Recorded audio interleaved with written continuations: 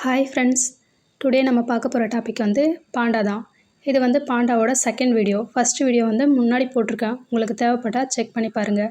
அந்த பாண்டா வந்து ஸ்ட்ரைட்டாக நின்றுட்டுருக்க மாதிரி, இந்த பாண்டா வந்து படுத்துட்ருக்க மாதிரி வரைகிறேன்.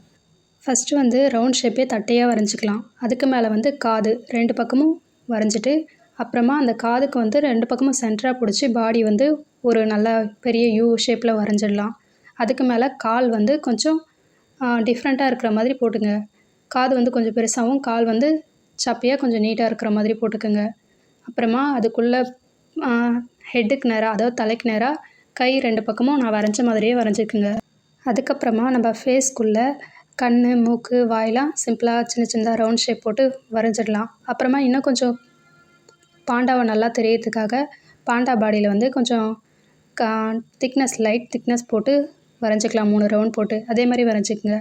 அப்புறமா பாண்டாவுக்கு வந்து வால் இருக்கிற மாதிரி லைட்டாக நான் வரைஞ்சிருக்கேன். 3-4 கோடு போட்டு அதே மாதிரி நீங்கள் வரைஞ்சிக்கோங்க.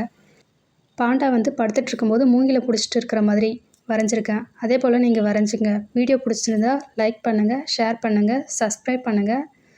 தேங்க்யூ.